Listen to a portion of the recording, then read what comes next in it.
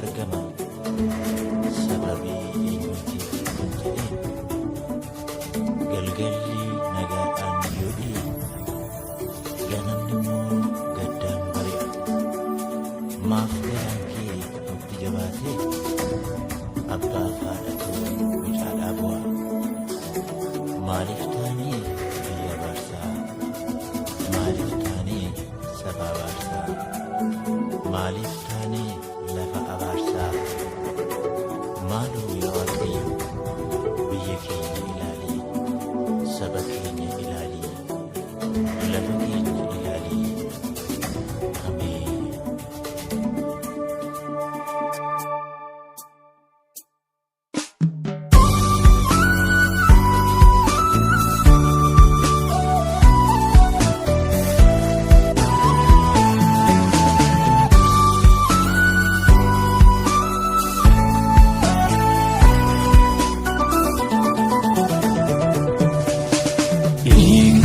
Bishaanii lola'ee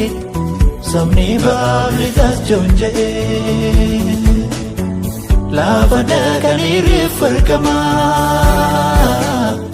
sababii eenyuutiif kun ta'ee galgalli nagaadhaan yoo dhi'ee ganamni immoo gaddaan bari'a maaf garaan kee nutti jabaatee gooftaa abbaa baada mucaadhaa bu'a maaliif nuuni lukkuun nagaa maaliif nuuni lukkuun nagaa mee biyya keenya miila dukaa maaliif nuuni lukkuun nagaa maaliif nuuni lukkuun nagaa biyya keenya miila dukaa maaliif nuuni lukkuun nagaa maaliif nuuni lukkuun nagaa mee biyya keenya miila dukaa.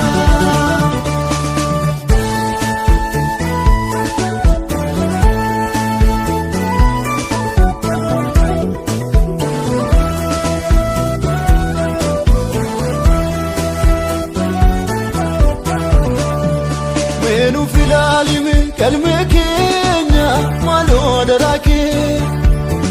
gaaffii baata doseen keenya hedduudhaa dura kee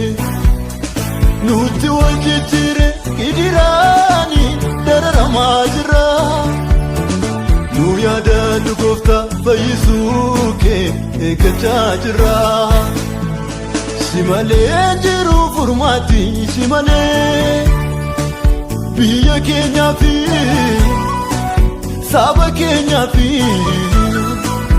lafa keenyaa fi si malee jiru furmaati si malee jiru furmaati si malee jiru furmaati si malee jiru furmaati si malee jiru furmaati si malee.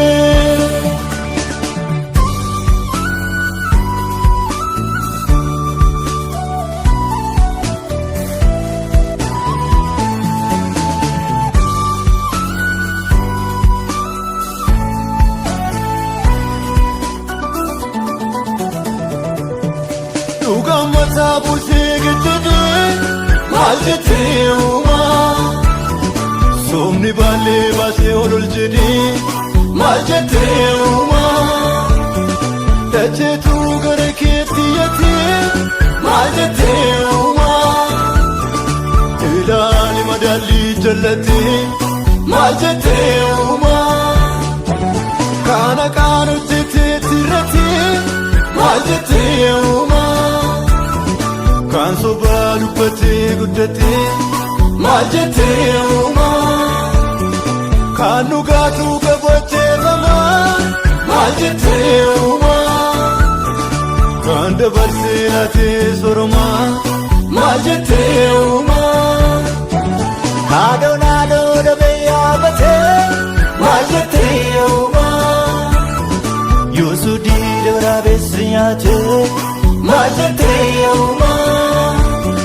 dhalli namaa ofii wal fixaa maal jettee uumaa si malee maaltu deebii argata maal jettee uumaa maal jettee uumaa maal jettee uumaa